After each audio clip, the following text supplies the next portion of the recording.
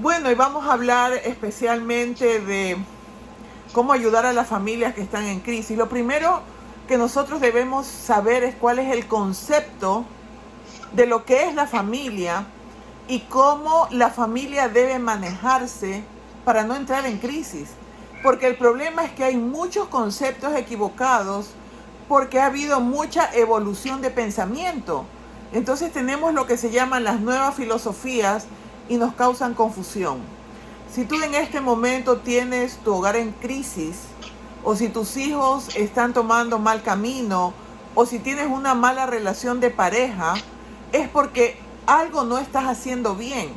Entonces lo primero que vamos a hacer es analizar qué es lo que debíamos de haber hecho o cómo nos debimos de haber manejado para que la familia funcione e ir viendo dónde podemos hacer ajustes, porque puede ser que ya sea, no tarde, pero que ya no se pueda resolver ciertas cosas porque ya la pareja se divorció, porque de pronto los padres emigraron, etcétera, etcétera, etcétera. Vamos a analizar por qué nuestra familia no puede estar funcionando bien. Y lo primero es cuál es el origen de la familia. Y vamos a ser hoy día muy bíblicos. El origen de la familia está en Génesis 1, 27 y 28. Y yo les rogaría que si ustedes tienen una plumita y un papel, anoten para que después puedan hacer un repaso de las cosas que de pronto no están funcionando, porque al poderlas visualizar, al estar clara de qué cosas no están funcionando, al estar claros, entonces podemos tomar medidas correctivas y para quienes no han pasado por eso, pues tomar prevención. Entonces, ¿qué es la familia? ¿Cuándo se fundó la familia? Y Génesis 1, 27 y 28 nos dice: y Dios creó al ser humano a su imagen, lo creó a imagen de Dios, hombre y mujer los creó y los bendijo con estas palabras: sean fructíferos y multiplíquense, llenen la tierra y sométanla, dominen a los peces del mar, a las aves del cielo y a todos los reptiles que se arrastran por el suelo. Es decir, que el inicio de la familia es la unión entre el hombre y la mujer. Pero ¿cómo debe ser esa unión? Y Dios marca en la creación la primera regla para que el matrimonio funcione. Y ese lo tenemos en Génesis 2:24. Y por eso dejará el hombre a su padre y a su madre y se unirá a su mujer y los dos serán una misma carne.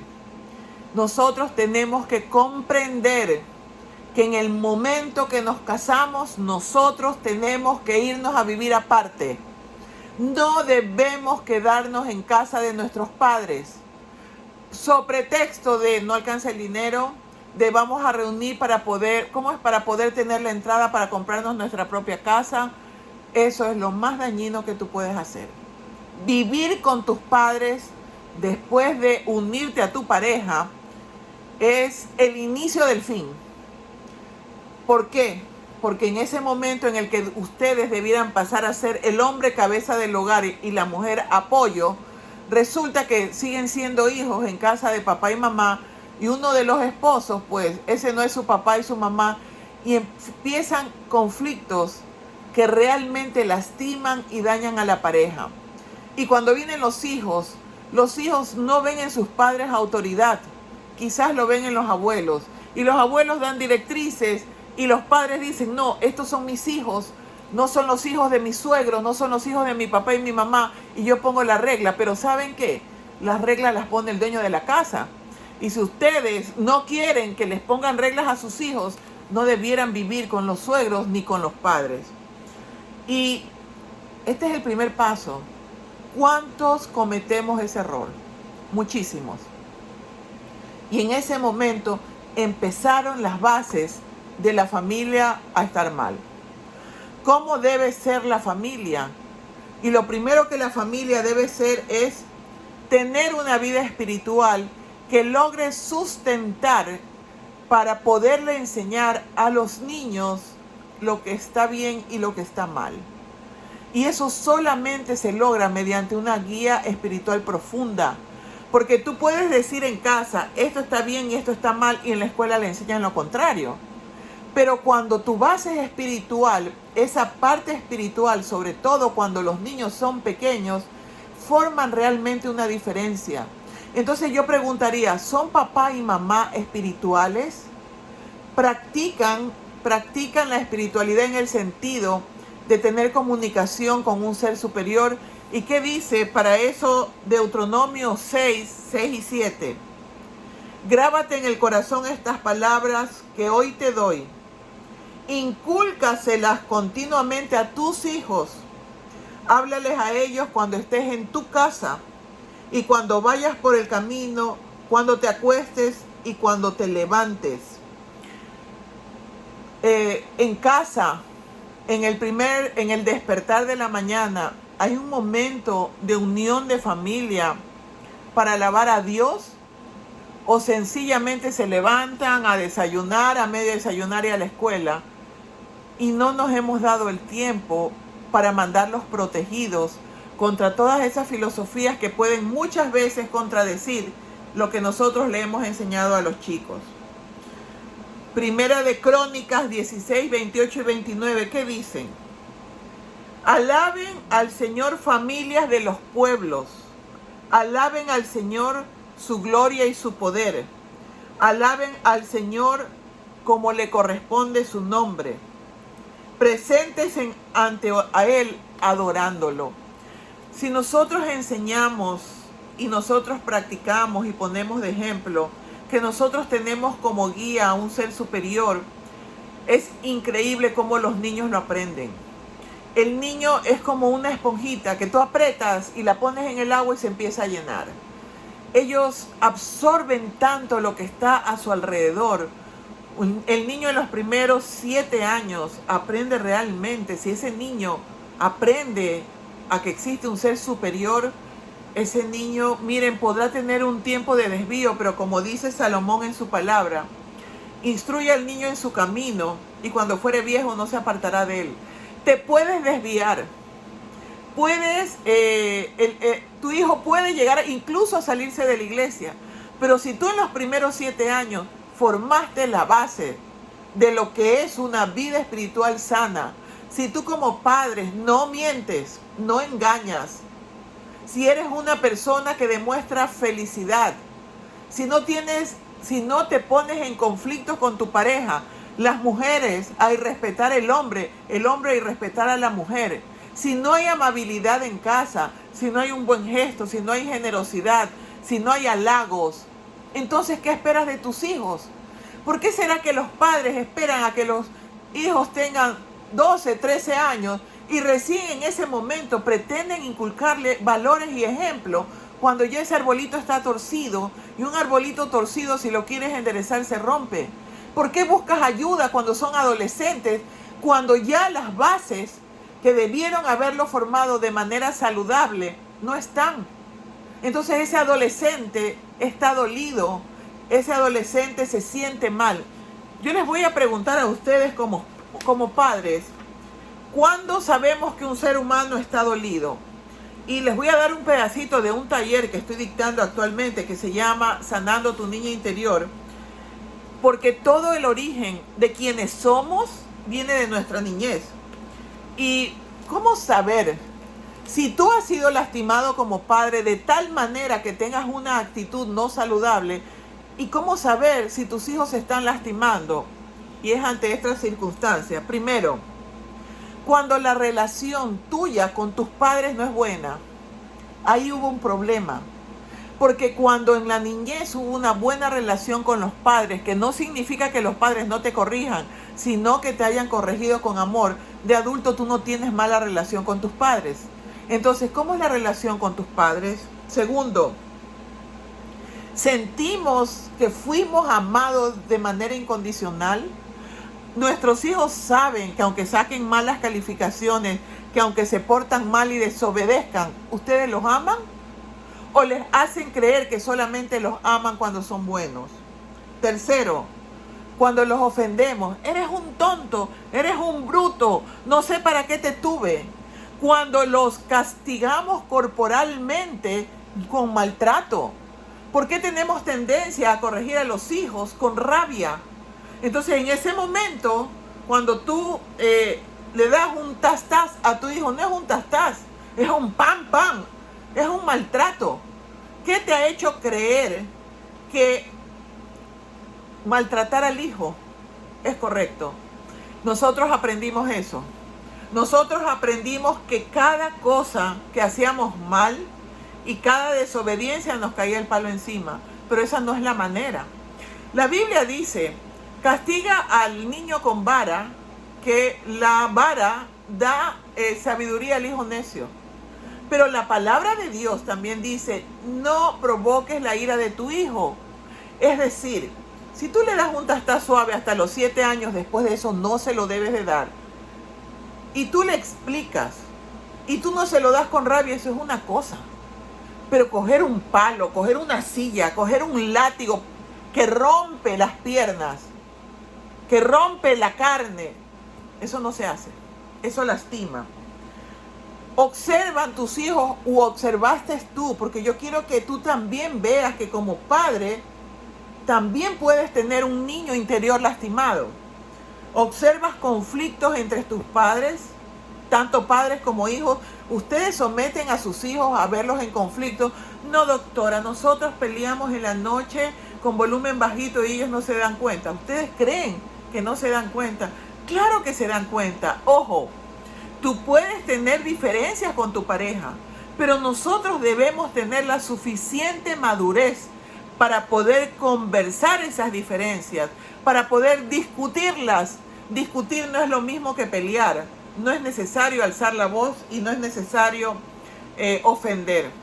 Otra cosa, ¿fuiste sobreprotegido o sobreproteges a tus hijos? Esa sobreprotección, por ejemplo, de que el niño quiere salir a andar en bicicleta y no porque te puedes caer, como si el niño se fuera a morir por andar en bicicleta, salvo que lo saques donde van y vienen los carros en plena carretera, o que esté en un piso 100 y que se caiga y le pase algo.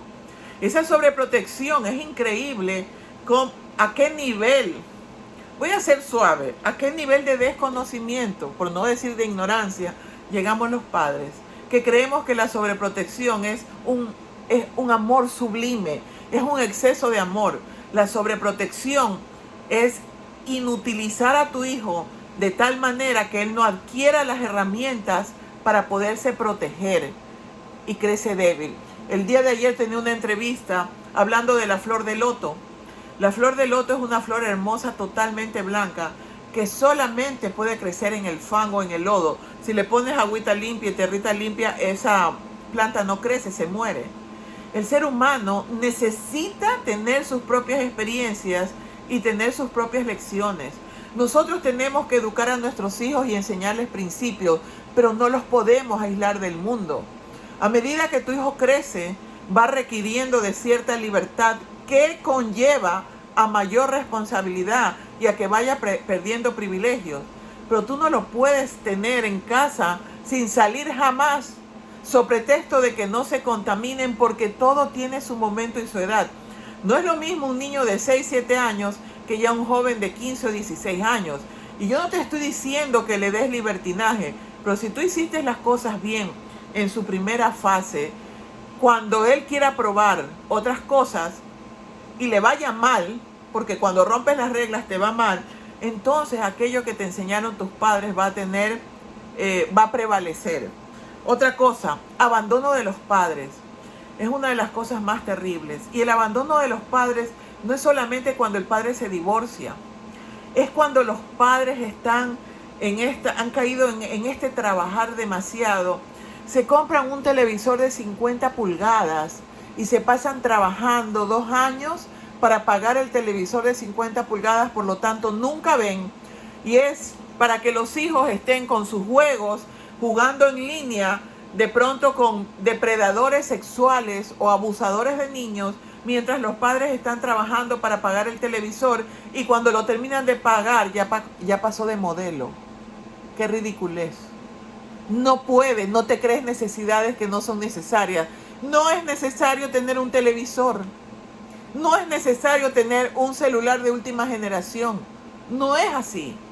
No es de esa manera. Sí, que ahora estamos en clase, que la pandemia, que tiene que ser por por, por internet. Ok, tengamos lo más básico que podamos necesitar de un computador, pero eso es para clases, no es para perder el tiempo llenándonos de deudas y después no tener tiempo para compartir con nuestros hijos. Otra cosa que hace sumamente dañina es el hecho de que los padres tengan preferencia por alguno de sus hijos y los comparen. Y es indiscutible, no tenemos el mismo trato con nuestros hijos, porque indiscutiblemente hay hijos que de pronto son más obedientes, que ayudan más, y nuestra relación con ese hijo es un poquito más cercana, es un poquito más amable con el otro en comparación con el del otro, que es un poco más rebelde y cosas así. Pero el hecho de que tengamos que interactuar de manera diferente con nuestros hijos no significa que tengamos una preferencia al punto de ofender al otro, al punto de quitarle al uno para darle al otro, al punto de dañar al otro para darle el de acá. Porque ese hijo consentido tiende a ser el más ingrato y el que en más lío se mete, ¿ok? Otra cosa es las pérdidas tempranas. Hay muchos niños que son afectados por los cambios de escuela, por los cambios de casa, porque se les murió una mascota, y todas esas cosas provocan que nosotros como adultos tengamos ciertas reacciones infantiles, y si nosotros hemos cometido esto con nuestros hijos están heridos. Nosotros debemos comprender que sea lo que sea que esté sucediendo en nuestra vida, nosotros debemos remediar aquello que no hemos estado haciendo bien. Se me acaba de perder lo que estábamos leyendo. Debemos comprender si hasta el momento tú has hecho algo de lo que yo he dicho que no se debe hacer. Entonces, ¿cómo lo podemos remediar? ¿Cómo podemos sanar? ¿Qué podemos hacer? Que se me perdió. Es sumamente importante que nosotros sepamos en primer lugar, ¿ya? Que nuestros hijos son el mayor regalo que nos pudo dar el Creador. Dice Salmos 127:3. He aquí, herencia de Jehová son los hijos, cosa de estima el fruto del vientre. Tener un hijo es aprender realmente lo que es amar incondicionalmente.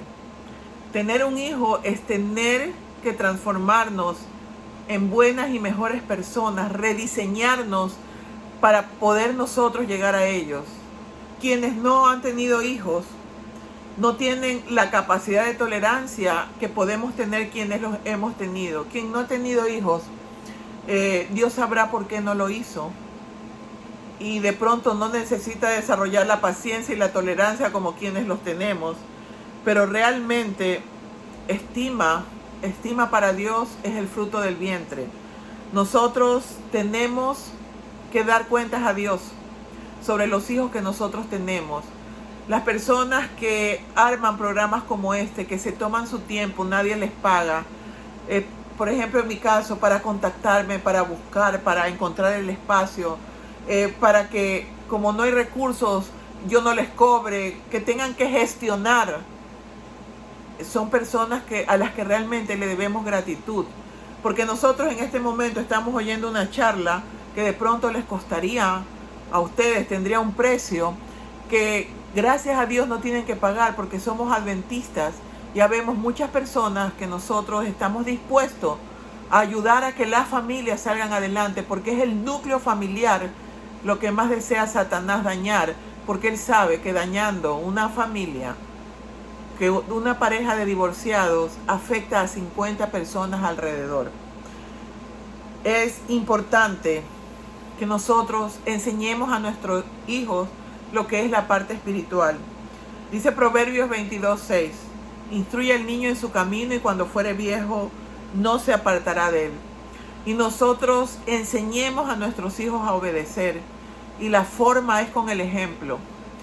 Tú debes aprender y enseñarles a tus hijos el respeto a los padres, siendo respetuoso tú con tus padres. Dice Proverbios 6:20. Hijo, obedece el mandamiento de tu padre y no abandones la enseñanza de tu madre. Y dice, para los que somos abuelos, la corona del anciano son sus nietos y el orgullo de los hijos son sus padres. Y eso está en Proverbios 17:8. Nosotros tenemos que luchar por la unidad familiar. Y la unidad familiar solamente se logra a través del amor. Cuando tú corriges a tu hijo, lo haces con amor. Te preparas lo suficiente. Hay bastante información de cómo debemos corregir a los niños según la edad. Hay bastantes talleres. Yo dicté un taller no hace mucho que se llamaba Padres Eficientes, donde estuvimos estudiando y aprendiendo sobre cómo corregir a los niños según la edad. Y no digamos, ay, qué pena, me perdí el taller. No, tú encuentras cualquier cantidad de información. Lo único que tienes que entrar es a Google y poner cómo corregir a un niño de 6 años, raya, cristianos. ¿Por qué? Porque siempre debemos buscar ayuda profesional con personas que se muevan dentro de nuestro mismo contexto, creencia y cultura. ¿Ok? ¿Qué dice Marcos 3:25? Y si una familia está dividida contra sí misma, esa familia no puede mantenerse en pie. Marcos 3:25. Si una familia está dividida consigo misma, esa familia no puede estar en pie. Y hay otro problema que suele haber en la familia, y es el hecho de que muchas veces o el padre o la madre prefieren o proveen a otras personas que no son su familia. Es decir, yo no estoy en contra de que ayuden a otras personas, pero no puedes ayudarlo a costa de tus seres queridos. Y mira lo que dice la palabra de Dios en 1 de Timoteo 5:8. El que no provee para los suyos y para los de su propia casa, ha negado la fe y es peor que un inconverso. Realmente, ¿qué pasó o qué hacer si todas esas cosas están mal? Yo les digo algo. Nosotros no podemos tener injerencia, para quienes son abuelos aquí, sobre cómo nuestros hijos están criando a nuestros nietos, porque no nos escuchan y porque no nos toca meternos. Podemos dar una sugerencia, podemos sugerir, sí, y buscar el momento apropiado. Por ejemplo, el otro día, yo que estaba dictando el taller de la niña interior, en ese taller estaba mi mamá. Y mi mamá me dijo, yo recuerdo cuando tú dejaste llorando a la niña para que no se mala costumbre a llorar toda la noche. Y inmediatamente me acordé. Ella no me lo dijo en ese momento porque yo me hubiera enojado. Y ahora le enseño a todo el mundo que cuando tú dejas a un niño de menos de 2 años llorando en la cuna, ese ser humano crece inseguro porque siente que no es capaz de ser protegido, y hasta los 2 años se forma todo el contexto de lo que es tu seguridad. Entonces, a veces los abuelos, ¿saben qué pueden hacer? Escriban una carta de amor a sus hijos, hablándole de sus nietos. Sugieran, pero no impongan, no formen, no se peleen con sus hijos, porque ellos de pronto están repitiendo lo que también ustedes hicieron por ellos. Si las cosas están mal en familia, en primer lugar pidamos perdón. Pedamos perdón por habernos equivocado. Aprendamos a conversar. Aprendamos a ser empáticos, a entender a los otros. Si hoy tu esposo te gritó, dile, mira, yo comprendo que has tenido un mal día, porque tú eres una buena persona, si no yo no te hubiera elegido de esposo. Y entiendo que grites, porque de pronto piensas que no te escucho, pero no es necesario que lo hagas. Entonces, cuando tú eres empático, es decir, cuando tú comprendes que el otro siente, a pesar de que no lo compartas, entonces es más posible el diálogo. Por ejemplo, si tu hijo te dice, ¿sabes qué, mamá? Te odio. Tú dile, mira, mi amor, yo de pronto también tuve una etapa en mi vida en que sentí que odiaba a mi papá o a mi mamá. O me pongo en tu lugar y viendo las cosas así también sentiría eso. Pero no es necesario, mi amor. Entonces validamos lo que siente. El niño nos dice, no quiero ir a la escuela. Yo te comprendo, hubo muchas veces que tampoco quería ir a la escuela, pero es lo que hay que hacer, hay que ir. Entonces el hecho de que no los invalidemos ayuda a que ellos bajen la guardia. Viene tu hija y te dice, me quiero hacer un tatuaje, me quiero hacer un águila. Y tú le preguntas, en lugar de decirle, no, eso hacen los delincuentes, eso no te gusta, tú eres un adventista, tu cuerpo no es tuyo, sino del Señor. Si en lugar de decirle eso, tú le preguntas, ¿y por qué te quieres hacer ese tatuaje? Ah, porque me gusta. ¿Y por qué te gusta? Porque me parece que el águila es un animal que sobrevive, que es fuerte, que sale para adelante. Me parece súper interesante tu concepto. Pero como a tu edad se cambia de idea y eso dura para toda la vida, en este momento que estás bajo mi tutela, no te lo voy a dejar hacer y hasta te ríes. Pero ya la escuchaste. No fue que de una fuiste tajante. Entonces, pidamos a Dios, que es el único que nos puede dar la sabiduría desde lo alto para poder llegar a nuestros hijos. Y recuerda que el ejemplo es lo único que realmente, no es lo único, pero es, yo me atrevería a decir, el 90% de lo que tú quieres formar en tus hijos. Y si no has sido un buen ejemplo, ten la valentía, ten la hombría si eres hombre, y ten la humildad si eres mujer, de decirle a tus hijos, me equivoqué, hice mal, pido disculpas, me arrepiento y voy a cambiar. Los padres piensan que cuando piden disculpas se están poniendo como menos, y no se están poniendo como menos. Lo único que están haciendo es demostrándole y enseñándole a sus hijos que cuando cometemos un error, que cuando nos equivocamos, somos capaces de reconocer el error, de pedir perdón y de cambiar. Pero si tú te justificas y dices, bueno, yo hice esto por tal y cual motivo, fui infiel a tu madre porque tu madre no me daba amor, lo único que les estás enseñando a tus hijos es a no reconocer sus errores, porque tú eres el modelo que ellos tienen para seguir. Espero de corazón que comprendamos que nosotros tenemos que esforzarnos y ser valientes, como dice la palabra de Dios. Busquemos la información, pero ante todo, doblemos rodillas, como dice nuestro lema, padres de rodillas, hijos en pie, y pidámosle a Dios que nos envíe la información cuando la busquemos más adecuada para poder llevar a eso tan importante que son nuestros hijos hacia un camino en el cual ellos puedan ser seres humanos íntegros y seres humanos de bien. Gracias.